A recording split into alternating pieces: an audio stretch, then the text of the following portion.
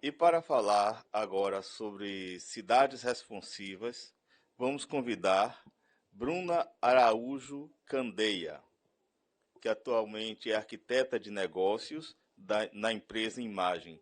Ela é mestre pelo programa de pós-graduação em Ciências Geodésicas e Tecnologias da Geoinformação pela Universidade Federal de Pernambuco, especialista em gestão de projetos pela Universidade de São Paulo e tecnóloga em geoprocessamento pelo Instituto Federal de Educação, Ciência e Tecnologia da Paraíba. Seja bem-vinda. Fique à vontade. Certo. O microfone é seu. Obrigada. Aqui à disposição. Tá certo. Deixa eu só testar.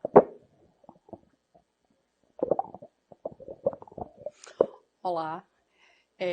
Primeiramente, boa tarde, né? E gostaria de agradecer o convite, né, para vir aqui hoje, principalmente a Regina, né, que me convidou.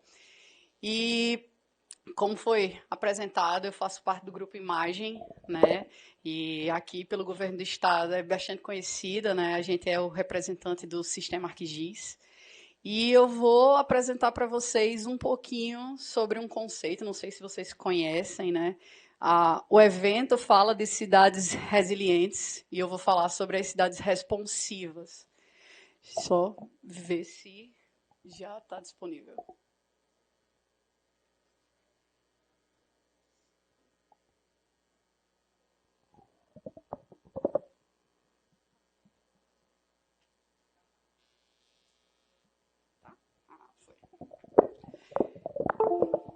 Então, vamos lá.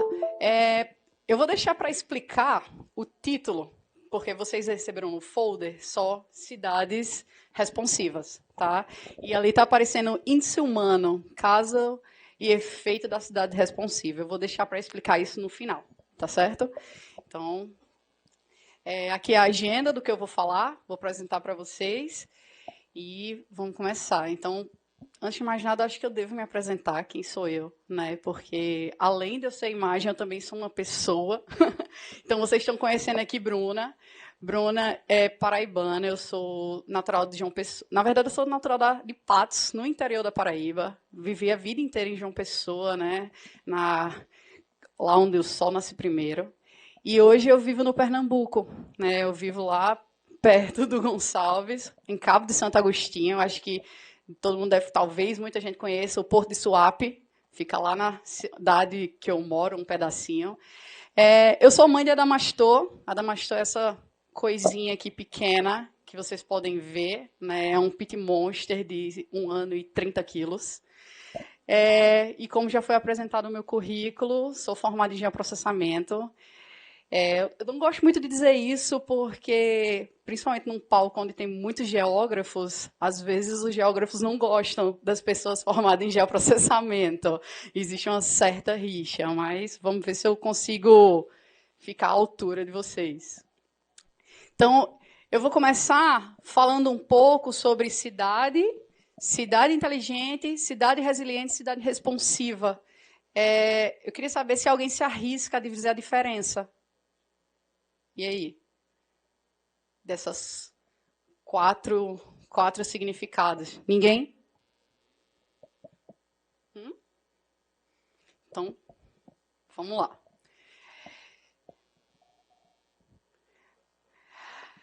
A cidade, né, de uma forma bem simplória, né, vai ser uma grande aglomeração de pessoas em uma área geográfica circunscrita, com inúmeras edificações que desenvolvem atividades sociais, econômicas, industriais e blá, blá, blá, blá, blá.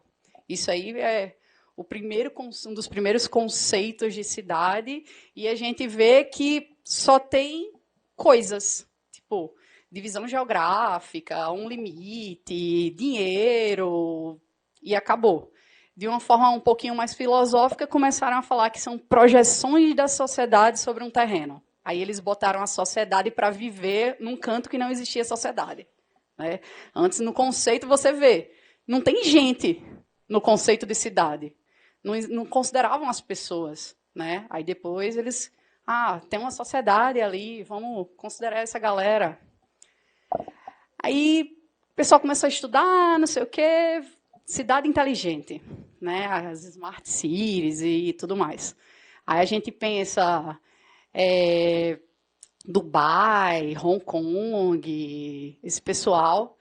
E o pessoal fala que cidade inteligente é uma área geográfica bem definida, a qual tem tecnologia, né? E daqui para, porque a gente esquece todo o resto, né? Vamos falar de cidade inteligente, ninguém se importa com o pedaço que tem aqui. Cooperar para criar benefícios para o cidadão em termos de bem-estar, qualidade de vida, participação. O pessoal focou no negócio da tecnologia e não sai mais desse lugar, né? Ficou até meio que banalizado o conceito de cidades inteligentes, porque ficou tecnologia, tecnologia, vamos inflar, vamos botar sensor em todos os postes da cidade e vamos esperar que a tecnologia resolva tudo para a gente. Então, a gente pega uma cidade do tamanho de Recife, do tamanho de Salvador, taca sensor em todos os ônibus, direciona todos esses dados para um data center qualquer, e quem é que vai ser capaz de processar isso tudo? Quem é que vai dar informação do que aquilo ali está gerando? Isso é a cidade inteligente, né? Pelo conceito que ficou, porque o resto a gente esqueceu, né? É triste. É tanto que, assim, se você quiser provocar ainda mais, a gente ainda pode dizer, tá, e quantas pessoas têm acesso realmente à tecnologia? Porque, assim, a gente sabe que tem canto que ainda não tem internet. Tem canto que não tem nem energia elétrica. Quanto mais Wi-Fi. Né? Não chega um iPhone, não vai chegar lá, porque o cara não sabe o que é um iPhone. Você fala Apple, mostra a maçãzinha, ele vai perguntar se é maçã de comer. Isso ainda existe, entendeu? Então, a cidade inteligente é um conceito que ficou realmente banalizado. Aí, depois, o pessoal começou a falar sobre a cidade resiliente, né? A gente começou a ficar com medo, né? Acho que, assim, falando nível de mundo inteiro, mas pensando no Brasil. A gente tinha um conceito que dizia, no Brasil não acontece nada. A gente é muito privilegiado, né? A gente está numa posição estratégica, não tem sismo, não tem terremoto, não tem maremoto. Menino, se eu fosse os Estados Unidos, eu já tinha tomado de conta, né? Porque bom desse jeito não tem condições. Então, começou o conceito de cidade resiliente, né? Porque a gente percebeu que o mundo estava acabando, né? Estava acabando há muito tempo, a gente só não prestou atenção que ele estava acabando, né? E então, diante de todas as mudanças, de todos os impactos que começaram a chegar na população, a gente criou o conceito de cidade resiliente. Então, a temperatura subiu, todo mundo sentiu, as massas de ar começaram a se modificar, então o meio ambiente cobrou o valor da conta, né, ali. Então, a gente vê que de cidade para cidade inteligente vai havendo uma evolução, né, a gente vai adicionando coisas, e no resiliente a gente muda tudo. Na verdade, a gente não adicionou nada, a gente só foi mais sensato e criou uma coisa nova. Passou a perceber a cidade de uma forma mais orgânica, que é o que ela é de verdade, né? E aí, o que acontece? A gente chega na responsividade, né? A cidade responsiva. E o que é que a gente fala, né? A gente fala que a cidade responsiva, ela surge como um modelo que considera seus habitantes. A gente até agora falou cidade, que é um espaço, aí depois a gente falou de cidade inteligente, que é tecnologia, cidade resiliente, que é o meio ambiente, e até agora, realmente, a população ela não está sendo levada em consideração. E não tem como existir uma cidade se não tem gente. Porque se não tem gente, não tem nada, só tem um monte de prédio e acabou. Né? Então, a responsividade, ela considera que tem que existir colaboração da população, né?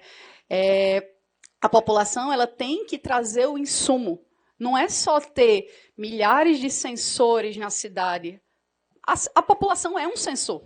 E ela é um dos melhores sensores. porque ela fala, ela diz realmente o que está acontecendo, né? Isso é um exemplo de um aplicativo, por exemplo, que é considerado responsivo, é o Waze. É tanto que Recife usa.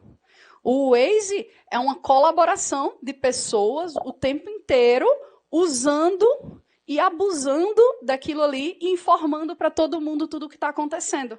É tanto que na responsividade eu acho legal quando a gente fala assim que é entender que todos somos responsáveis pelo que ocorre na cidade. Assumindo que, por exemplo, nós não estamos em um engarrafamento. Nós somos o engarrafamento. Porque é aquela coisa, está engarrafado por quê? Porque eu estou lá dentro. Porque eu e milhares de outras pessoas estamos lá. Se a gente não estivesse lá, não estaria engarrafado. Então, esse é um exemplo bem prático da responsividade, né? Então, o que acontece? A gente, bem de acordo com essa evolução, né? Claro que as ODS elas são antes desse conceito de responsividade e tudo mais, mas elas surgem de uma forma que é bem interessante. Por quê? Porque a ODS ela tem o objetivo de medir o desenvolvimento e tentar pressionar o desenvolvimento das cidades de forma mais de forma mais inteligente também, talvez a gente possa dizer assim, de forma mais responsável. Só que as ODS, elas não têm muitos métodos ainda. A gente sabe que as ODS, elas estão... Um dos objetivos da ODS é que sejam desenvolvidas metodologias locais. Porque, vamos lá, eu não posso dizer que a metodologia do COP, lá de Recife, consegue se aplicar a Salvador. Eu não posso dizer que eu vou pegar o projeto do Gonçalves, fazer uma cópia, botar aqui e vai funcionar. Não, porque Salvador tem necessidades extremamente específicas que Recife não tem.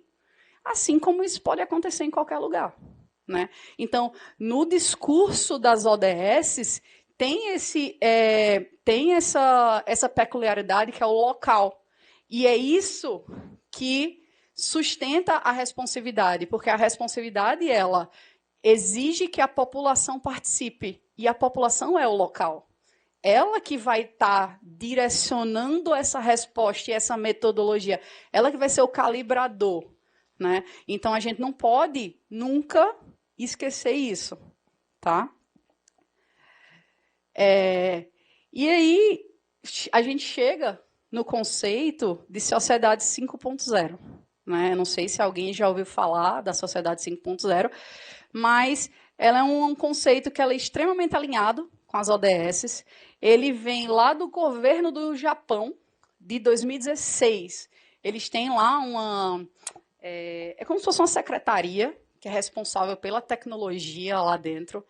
E eles fazem um plano. Esse plano funciona por 5 anos, né? E de 5 em 5 anos é renovado esse plano, que é para antecipar os acontecimentos dos próximos 5 anos. Tá? Entre as diversas coisas que tem nesse código, eles dizem que eles têm que capacitar os profissionais deles para poder desenvolver novas tecnologias que atendam à demanda, entre desenvolver empresas que vão estar de acordo com tudo mais.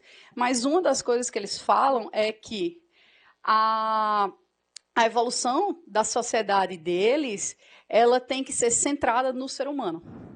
Não é só o ser humano criar tecnologia, é a tecnologia ser criada para o ser humano. E isso volta de novo para o conceito de responsividade. Se é o ser humano que tem que ser o grande representante da cidade, a tecnologia também tem que ser feita para ele, não só por ele. Claro, vai ter que ter gente para criar aquilo, mas ela tem que fazer sentido e tem que beneficiar a população, né? Então, a gente às vezes fica, a gente vai ser substituído por máquinas. Daqui a pouco, por exemplo, eu tenho um robô aspirador em casa. Adoro o meu robô aspirador, tá? Ele se chama Edgar. Edgar é o seguinte... Edgar é o nome do meu robô, tá? Ele varre a minha casa e passa o pano, Tá bom? Então, quem quiser, depois eu passo o link de Edgar, que Edgar é um sucesso. Já vendi, eu já estou pedindo até comissão para o vendedor, porque eu já vendi vários Edgars. Tá? Já disse até para meu marido que se Edgar quebrar, meu filho, ele tem a outra em casa no mesmo dia, viu? Porque eu fico sem o marido, mas eu não fico sem Edgar. Porque eu não tenho coluna, minha gente. Eu fiz um exame e agora eu estou velha. Eu tenho 28 anos e minha coluna já é de 50. Tá com uma costela escorregando, tá um negócio bem errado. Aí imagina se eu tiver que varrer a casa. Não. Aí eu ainda chego em casa e faço, Alexa, liga o robô Edgar. Aí do nada Edgar sai. Ixi, é lindo demais. Entendeu? Vocês não têm ideia de como é bonito. Edgar ligando e saindo pela casa inteira. Edgar é tão inteligente que ele não entra nem no banheiro. Você bota uma barreira, sei lá, invisível no aplicativo, Edgar não entra. Edgar é bom demais, entendeu?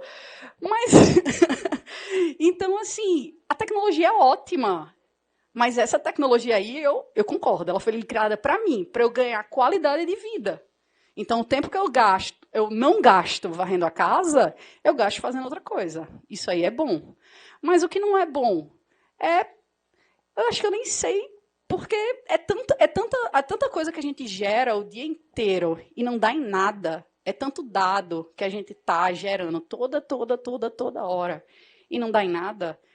Primeiro, a gente está perdendo tempo, o nosso tempo. Né?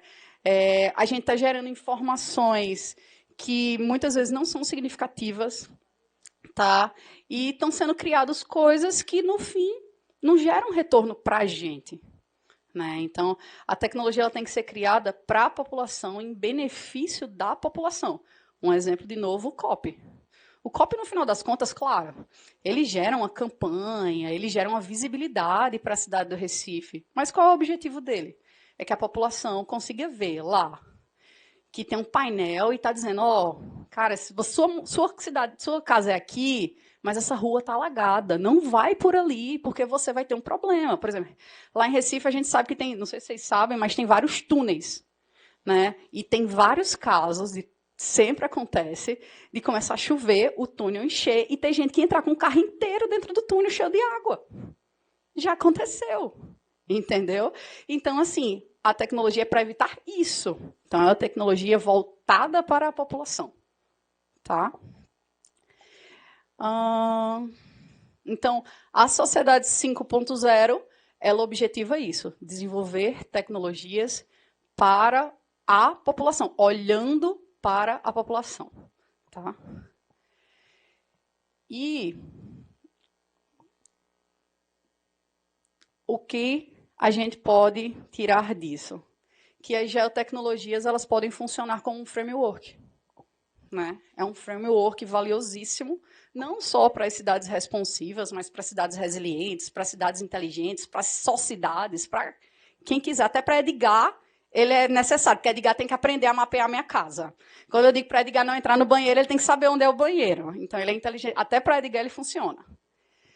Então, o que é um framework, caso alguém não saiba, mas eu duvido muito, é um termo que se refere a estratégias e ações que são usadas para solucionar um problema. E o que é geotecnologia? Geotecnologia são ações, são tecnologias voltadas para coleta, processamento, análise, disponibilização, blá, blá, blá, blá, blá. Então, geotecnologia pode ser considerado um framework. Um framework super potente, uma Ferrari, para ser usado nas cidades. Então, assim, a cidade, ela é um lugar. A geotecnologia, ela usa como preceito o lugar. Então, se a gente pegar aquela frase que eu comentei, todos somos responsáveis pelo que ocorre na cidade, assumindo que nós não estamos, mas se nós somos, isso é geotecnologia, isso é geografia, isso é cidade. Nós somos, nós não estamos. Porque se você mora numa cidade e se você só está, você não está vivendo. Só estar não é nada, você é vazio. Tá? Nós somos alguma coisa. Para ser, você tem que estar presente, você tem que viver, você tem que dialogar, você tem que ser colaborativo. Isso é ser. Estar é vegetar, não é nada. Tá? Então, como a geotecnologia utiliza desse ser, do que está naquele lugar, e o impacto, porque assim, a gente diz, vamos mapear as escolas. Mas a gente não mapeia a escola só porque a gente quer mapear o prédio. Não. A gente mapeia a escola porque a gente quer verificar o impacto que aquela escola causa na região. Quantas crianças se beneficiam daquela escola? Né? Então, isso não é a escola estar ali. A escola é aquele lugar. Tá? São coisas realmente diferentes e são visões que a gente tem que ter. Tá? E ser é responsividade. Então, só para vocês entenderem, a gente gosta, né, lá na equipe de governo, da imagem, a gente gosta de utilizar essa régua. Né? É uma régua que a gente diz que é uma régua evolutiva dos municípios. Né? Então, como é que esses municípios evoluem no uso das geotecnologias? Então, aqui tem o primeiro passo, que seria a criação e estruturação de um banco de dados geográfico. Né? Aí, isso aqui é a ação, isso aqui embaixo é meio que o resultado, né, que ela gera. Ela geraria um mapeamento e atração de usuários internos. Aí você vai para o segundo passo, que é a construção do cadastro técnico multifinalitário, que é que gera a formação de uma equipe de colaboração.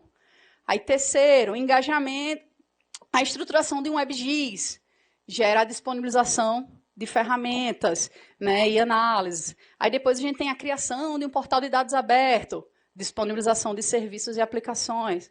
Só que aqui tem engajamento e participação social, que vai ter a tomada de decisão e gestão pública orientada e colaborativa. Porque gestão pública só olhando o dado não é gestão pública. Né? Ela tem que ser colaborativa. Ela tem que ir de encontro às necessidades da população. Porque, assim, a gente sabe que o dado ele pode dizer uma coisa, mas nem sempre, se ele for visualizado separadamente da opinião, ele não dá em nada. Um exemplo disso é quando a gente vai fazer planos diretores. Né? Plano diretor, além de todos os dados, um dos itens obrigatórios é a participação pública, cívica, nos debates, senão o plano diretor não sai. Por quê? Porque nem sempre o que está ali no papel é a realidade daquele lugar. O dado sozinho ele não representa nada, então tem que ser colaborativo. Então, assim, se até na escala de desenvolvimento da cidade a gente tem aqui o engajamento e a participação, o engajamento e a participação tem que estar em todos os conceitos de cidade. Não tem como existir cidade sem participação, sem a colaboração. Né? Então, eu trouxe aqui 2 exemplos que eu tenho lá da imagem, que são clientes nossos, que podem ser ditos como que desenvolveram ferramentas que estão dentro do conceito de cidade responsiva. Um exemplo é Barra Mansa. Tá? Barra Mansa tem esse survey, é um formuláriozinho online que fica disponível. Então, hoje, a população não precisa mais ir ou ligar para a prefeitura para dizer que precisa podar a árvore. Eles entram lá, não sei se vocês vão conseguir ver pela imagem, mas tem ali uma seçãozinha de protocolo. O sistema já gera um protocolo, que esse protocolo depois você entra no site da prefeitura, coloca lá e acompanha o status da sua solicitação. Então, ele entra, ele bota o nome, ele bota o endereço, ele pega a coordenada, ele tira foto da árvore e envia para o departamento. Isso é participação, e isso é colaboração. Porque, assim, era como eu estava conversando ali com o Gonçalves.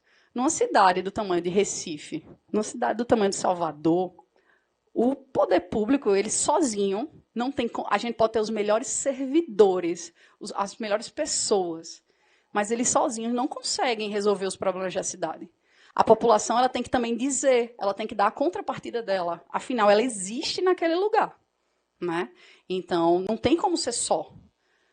Outro exemplo que a gente tem é o caso do Reviver Centro, do Rio de Janeiro.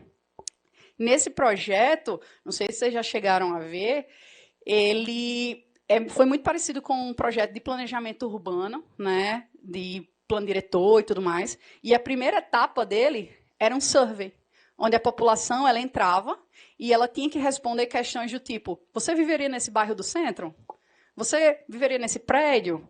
Você gostaria que tivesse o quê aqui? Você gostaria que tivesse um parque? Tal, tal. E assim a população fez.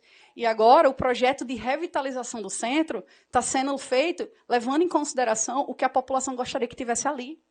Não é simplesmente um arquiteto e urbanista que fez um projeto lindo, maravilhoso, e entregou. Não. Tem até um exemplo engraçado. Eu, quando fiz o ensino médio, eu fiz edificações. E meu projeto de conclusão foi sobre habitações rurais, né? O programa Minha Casa Minha Vida Rural. E eu entreguei um projeto que ele respeitava todas as frentes geográficas, né? Porque no habitação rural, não sei se vocês sabem, para construir você tem que ter 50 pessoas no mínimo, ou seja, 50 casas, para implementar o projeto. Não pode ser como no urbano, que você sozinho, sua casa, e você pede. Não, no rural você tem que ter um conjunto de pessoas. Só que os projetos que são entregues é sempre o mesmo projeto arquitetônico. Então, não importa se a casa o terreno do senhorzinho lá, o quarto vai ter que ficar do lado do poente. Ninguém está nem aí, tem que ser aquele projeto tudo igual. Então, o que foi que eu fiz? Eu fiz vários projetos, o mesmo projeto, só ficava mudando o lado dos quartos e da cozinha, basicamente. Então, não mudava nada, eu só respeitava um item geográfico ali e dava qualidade de vida. Nesse mesmo projeto, o que foi que aconteceu? Um outro arquiteto, na época, entregou um modelo e acredito que aqui, acho que talvez no interior seja igual, como é lá na Paraíba, a gente lá tem a cultura de conversar na calçada de 4 horas da tarde. É a hora da fofoca, né? As tiazinhas, eu tenho uma tia até hoje que ela senta 4 horas da tarde, ela bate o ponto na calçada e vai falar com as velhas da rua dela tudinho. E o projeto lá no detalhamento diz que tem que respeitar a cultura local. O que é que o arquiteto fez? Pegou, fez uma casa. Primeira coisa, a porta da casa era do lado, na lateral, não era na frente da casa. Onde já se viu? Você entrar por uma casa pelo lado e não pela frente, deve dar até mau agouro, tenho certeza. Aí a outra coisa que ele fez, ele não botou 1 metro, só precisava de botar 1 por 1 para caber uma cadeira. Ele não fez, não botou um terraço. Oxe, os velhos tudo se negaram a entrar nas casas. Até hoje, em São José do Rio do Peixe, até hoje tem um loteamento lá, de 50 casas e ninguém entrou. Todos os velhinhos se negaram a entrar na casa. E a justificativa foi essa. Não tem onde eu botar a minha cadeira para conversar com as velhinhas no final da tarde. Pronto, essa é a justificativa. Cadê? Não tem responsividade. Ele sabia. Estava lá no descritivo que tinha que respeitar a cultura. Ele sabia que ele não chegou. Ele podia chegar, velhinho, o que é que você quer que tem na sua casa? Me diga. Era o mínimo que ele podia fazer. Ou seja, ele entregou uma coisa magnífica, deu dignidade, afinal, uma casa é dignidade, mas a dignidade para aquela pessoa não foi atingida, porque o conceito de dignidade dela era a cadeirinha na calçada para eu falar, tomar meu café, comer uma orelha de pau de 4 horas da tarde e falar da vida alheia. Se a menina do vizinho chegou chegou de 5 da manhã depois de forró, entendeu? Era isso que ele queria. Mas não tinha. Então, aqui no Reviver Centro, eles fizeram isso. Eles perguntaram, o que é que você quer? Como é que você quer fazer? E, assim, por que eu só tenho 2 exemplos disso? Porque, apesar da gente saber, apesar da gente falar, apesar de tudo, a gente atende o Brasil inteiro, né, como imagem. Vocês estão vendo 2. É porque realmente não é algo que está sendo levado em consideração. O conceito de smart ainda está muito em alta. A gente tem vários cases, outros, onde ainda a população liga para um 96, aí o cara do 196 abre um chamado que já vai ser em GIS, o pessoal do saneamento tem a CAESB, o pessoal do saneamento da CAESB é assim também, você liga, o cara preenche um sistema GIS, vai para um mapa, a população recebe um alerta no celular, mas assim, quando a população faz direto, são poucos. Ainda é uma ação muito simplória. Deveria ser maior, afinal, a gente é um país continental, deveria ser uma coisa gigantesca, né? Mas ainda é muito pouco perguntada à população o que ela quer. Então, aqui vocês conheceram Bruna até agora, aqui eu vou ser Bruna Imagem, tá? Tenho que fazer o merchan da minha empresa. Então, quem é a Imagem e quem é a Esri? Então, a Imagem Geosistemas, a gente é uma empresa brasileira, tá? Integrante do Grupo Imagem, então somos várias outras empresas. E a gente lidera essa parte de geotecnologia. A gente está há mais de 3 décadas integrando isso, então a gente vai completar agora, acho que 37 anos, se eu não estou enganada. E a gente está na vanguarda, né, dessa parte de GIS há muito tempo no Brasil. E nosso portfólio ele é alinhado às melhores práticas, pessoas, com uma equipe multidisciplinar. Então, lá, eu sou geotecnóloga, tem engenheiro eletricista, tem biólogo, tem um monte de gente de várias áreas trabalhando na empresa. Né? E hoje a gente tem mais de 4 mil clientes pelo Brasil inteiro. E quem é a Esri?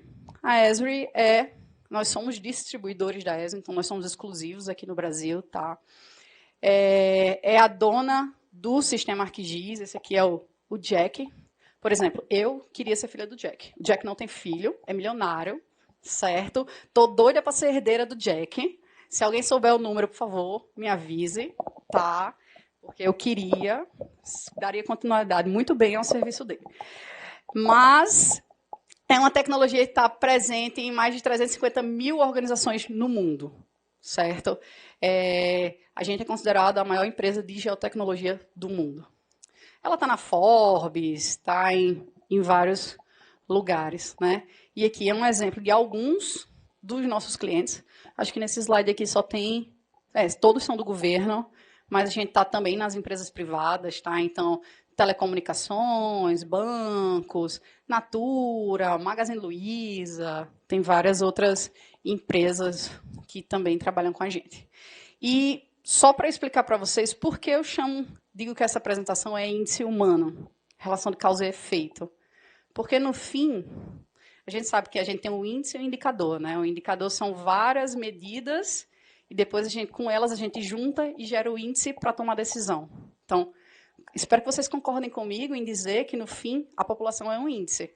Porque é ela que vai permitir a tomada de decisão assertiva. Não adianta eu ter lá o indicador de pobreza, o indicador de não sei o quê, de rios, tal, se a população, hora nenhuma, deu pitaco naquilo ali.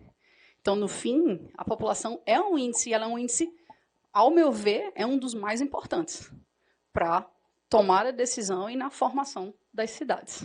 Tá? E é isso. Obrigada.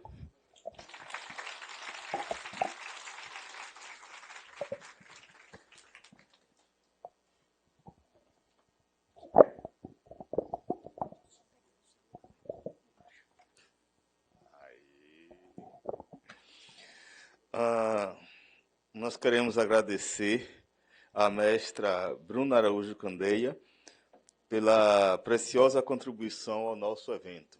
Então, a comunidade da Geoinformação da Bahia agradece a sua participação e vamos abrir agora um espaço de 10 minutos para que as pessoas possam fazer as perguntas que desejarem.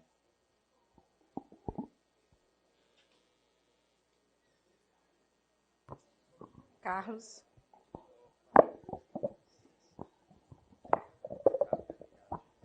Boa tarde, Bruna. Gostaria de agradecer bastante por sua apresentação. Foi bastante edificante. Eu pude ter uns novos pontos de vista, principalmente a partir da ideia de uma cidade 5.0. Minha pergunta vai no seguinte sentido, parafraseando o diretor Acácio mais cedo, que ele falou a questão de Salvador, está passando por algumas agruras, né? E isso é um problema que vem acontecendo na escala Brasil. Só que onde eu quero chegar? Achei muito interessante essa ideia da participação popular na geração direta da informação. E a partir disso, gostaria de saber se a imagem, entre seus diversos clientes, já foi consultada para aplicar essa ideia no setor da segurança pública?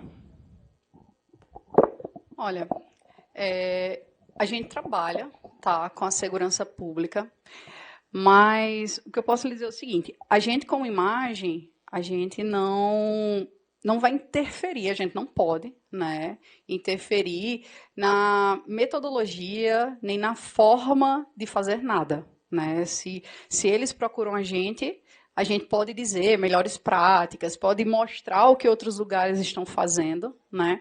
Mas interferir, não. Sobre a segurança pública em especial, é um desafio muito grande, tá? A gente tem, eu não diria que tem poucos, mas a gente pode considerar que a gente tem poucos clientes de segurança pública pela dificuldade de trabalhar com eles. A gente sabe que a segurança pública ela tem dados que são extremamente sensíveis, né? E isso assim é uma questão de todo mundo, né? É sensível, todo dado é sensível. O exemplo ali foi um dado que nem era tão sensível, que era um API de clima, e ele passou quase um ano para tentar conseguir, né?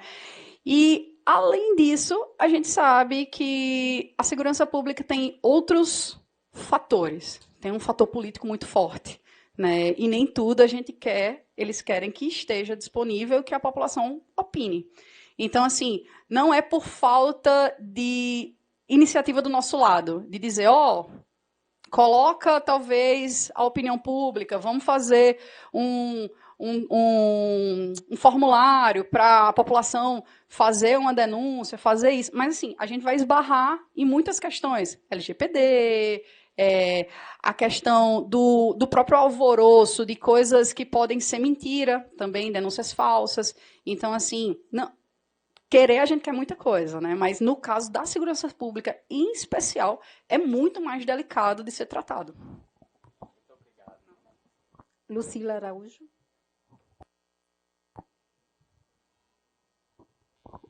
Boa noite, Bruna. Boa noite, pessoal.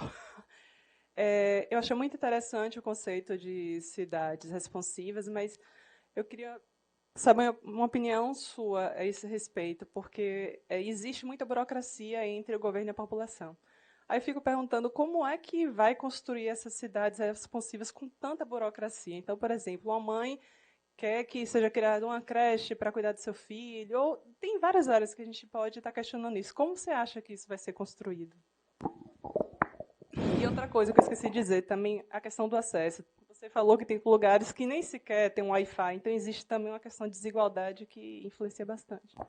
Sim, olha, o conceito da responsividade, eu acho ele interessante, diferentemente da cidade inteligente, porque não necessariamente, tá? Para ser responsivo, tem que ter tecnologia em tudo. Um exemplo disso é, como eu falei, dos planos diretores. Os planos diretores não podem ser votados online. Ainda não, pelo menos. Né? Então, tem que ser feita uma audiência pública com pessoas em locais presenciais, tá? Para que aquilo ali aconteça. Então, a responsividade, ela não diz, em hora nenhuma, que a tecnologia tem que estar em todos os passos. Claro que se a gente puder implementar, por exemplo, como Barra Mansa, ótimo. A gente vai poder eliminar muita burocracia em muitos momentos. Mas não necessariamente precisa ser assim. Pode ser sim ainda. Chama todo mundo. A cidade é pequenininha. Chama todo mundo, faz uma audiência na praça, lá no Coretinho, não sei, e diz, e aí, quem é que quer? Levanta a mão. Pronto, isso é responsividade. Você está perguntando a opinião da população. Tá? E a outra pergunta que você me fez, desculpa. Não, é sobre isso mesmo, porque a questão que você está traçando a questão do geoprocessamento. Aí eu fico pensando como é que vai, porque você disse que também tem interesse político, que quer ou não saber da informação, ou quer ou não divulgar essa informação. Tem a questão da desigualdade, pessoas que têm acesso à informação e outras não têm. Agora, você pediu minha opinião, então vamos lá. Opinião mesmo. O que é que impede de, vamos supor, eu chamei uma cidadezinha de 5 mil habitantes, a gente sabe que tem até de menores, né? Eu botei lá todo mundo na praça, eu estou com o meu computador lá e pergunto a opinião e eu vou votando por cada um deles no computador. Nada me impede. Isso aí é responsabilidade. Ele não tem acesso à tecnologia, ele só tem acesso a chegar lá na praça. Mas eu não estou deixando a responsabilidade de lado, eu não estou deixando a opinião dele de lado. Aí, isso realmente é uma opinião minha. pode fazer, pode funcionar, né? Assim, tudo isso vai depender de recursos. Eu sei que é complicado. Recurso é uma coisa que a gente tem problema em todo lugar, mas força de vontade a gente tem, porque senão eles não tinham feito o negócio lá do copy deles. Não viu lá que ele saiu batendo na porta de todo mundo e todo mundo negou? Ainda assim, eles fizeram com o computadorzinho deles lá, começaram com o computador e hoje eles vão ganhar um prédio. Então, assim, eu sei que aquele conceitozinho que a gente tem de formiguinha e tudo mais é um conceito relativamente utópico, mas em algumas coisas ele funciona ainda. E por força de vontade dá para funcionar em muito lugar ainda também. Nós temos mais uma pergunta. Por favor. Andréa? Boa tarde. Primeiro, parabenizar, né, pela palestra, pelas informações que você trouxe. Eu sou Andréa, eu sou sanitarista, né, então atuo na área de saúde, mas esses temas são todos transversais e a gente dialoga, sou da saúde coletiva. E, assim, me senti motivada a falar, não é bem uma pergunta, não é pergunta, é para corroborar mesmo com o tema, né? Eu nunca tinha ouvido esse termo, responsividade, eu estou ouvindo hoje, né? Eu não sou da área de geografia, mas a gente trabalha com geoprocessamento na saúde, obviamente, com georreferenciamento. E, assim, uma coisa que eu gostaria de trazer é que, na saúde, há muitos anos, não com todos esses conceitos, mas a gente tem trabalhado muito na perspectiva de olhar para o território, né, e com participação, e que existem espaços, como devem existir espaços em outras instâncias, né, outras secretarias, que é o conselho. Eu digo que o conselho, onde existe o controle social, pode haver uma responsividade, então, quando o que se é discutido coletivamente não é, de fato, implementado e acatado, né, pelo poder público, pela gestão. O que muitas das vezes a gente não consegue enxergar da ponta. Né? Então, isso é um desafio ainda, essa questão da participação, porque não é simplesmente só participar por sistemas. Né? Porque, óbvio, que isso aí é um grande avanço, e eu fico muito feliz de saber que isso é possível, que um dia vai poder participar apenas por aplicativos e não precisa ir lá no órgão. Mas que esses espaços de controle social, eles já existem há muito tempo, há muitos anos, mas são descredibilizados e invisibilizados, né? E talvez a população em si nem tenha informação de que ela pode participar desses espaços, dizendo mesmo, trazendo suas necessidades. A outra coisa que eu queria dizer é que, na atenção primária, a gente também tem um atributo que é da atenção primária à saúde, que é a territorialização, onde a gente usa o território para tomada de decisões e onde a gente usa o território também para construir e organizar o nosso processo de trabalho. Embora a gente saiba que é outro desafio, né, porque a gente precisa olhar para o território, ouvir as pessoas que estão ali, ter essa devolutiva, trazer a demanda do território, ouvindo as pessoas, porque o território não é um lugar, o território, disse o Milton Santos, eu não sou geógrafo, mas ele disse que o território é vivo e que a gente precisa considerar as pessoas que ali vivem e que ali habitam, com cada especificidade, com cada demanda e necessidade que existe naquele lugar. Então, a gente precisa olhar para o território para construir saúde em todos os âmbitos da saúde, em todos os níveis. Só que a gente sabe que ainda é um grande desafio, né? Porque a gente tem uma cultura na gestão de ofertar o que a gente tem e não ofertar o que a sociedade de fato necessita. Então, quando a gente parar de ofertar só o que a gente tem de forma vertical e olhar para o território, e aí, a partir daí, fazer uma gestão participativa, levando de fato os serviços que a população necessita e não aqueles que eu já tenho e vou ofertar, sem olhar para a necessidade do território, aí a gente vai poder ser mais resolutivo também no setor saúde. É isso. Sim. Bruna, um momentinho. Por conta do nosso tempo, eu vou incluir a última pergunta e você responde junto.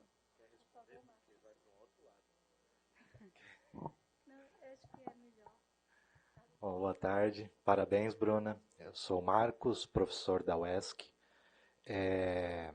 Meu grupo de pesquisa tem trabalhado em cima de propostas. Na verdade, eu queria fazer essa pergunta aos outros palestrantes, mas você acabou chegando de sola, né? Com planejamento participativo, né? Principalmente na área de mobilidade urbana, mobilidade ativa. E a gente tem implementado essa ideia que na verdade é um conceito soft GIS, né? Nós importamos da Finlândia, que tem aliado os dados GIS, né, com os dados subjetivos populacionais. A gente trabalha na linha de epidemiologia. Só que a gente esbarra num grande desafio, e aí vai minha pergunta, né? Quando a gente trabalha com essa participação da comunidade, a gente tem um problema da democratização, justamente que você comentou no início, né, a dificuldade de chegar lá na periferia, né, e aí a gente tem adotado parcerias com o SUS, por exemplo, líderes comunitários, enfim, para chegar a ter esse acesso à própria lei de proteção de dados, né, e principalmente foi comentado em algumas falas a validação dos dados, né? Então, a minha pergunta é, como vocês têm lidado com essa situação, com esses problemas, esses desafios, na verdade, para conseguir agregar essas informações realmente para tomada de decisão, enfim. Obrigado. Então, sobre a questão da primeira, não foi uma pergunta, né, da primeira contribuição, sim, né, a saúde e acho que desde sempre foi um dos... talvez a gente possa dizer que sempre foi um dos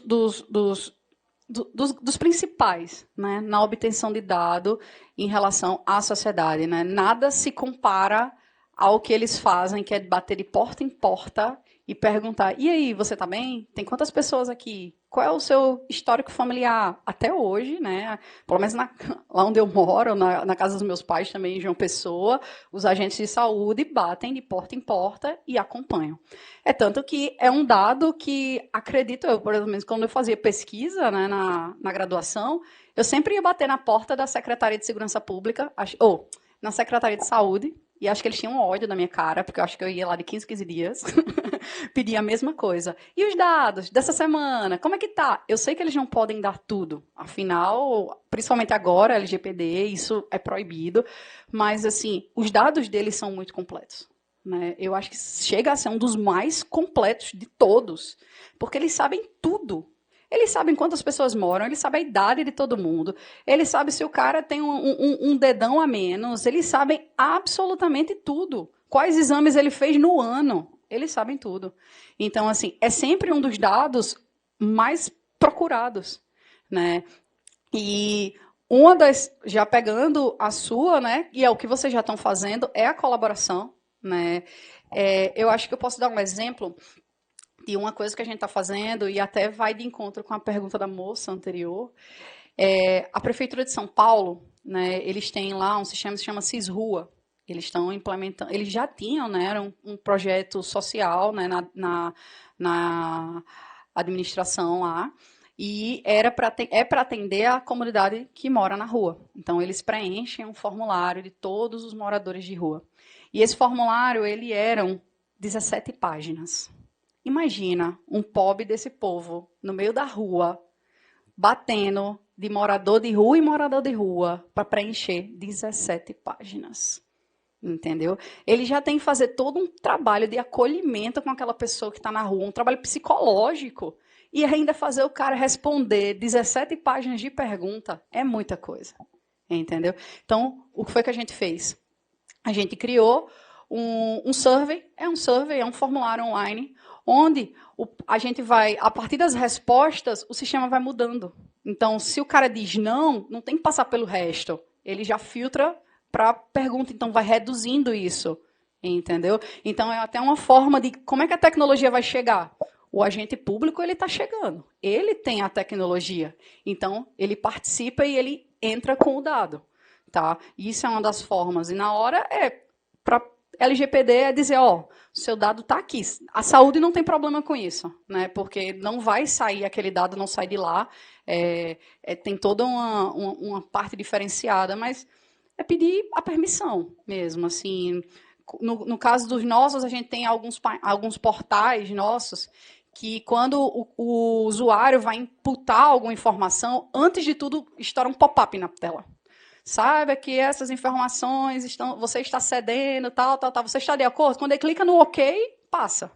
Né? Então, é realmente pedir permissão. Não tem muita coisa a ser feita por enquanto. Pode ser que surjam, alguém pense numa ideia brilhante, não sei, eu ainda não tenho. Mas é basicamente assim.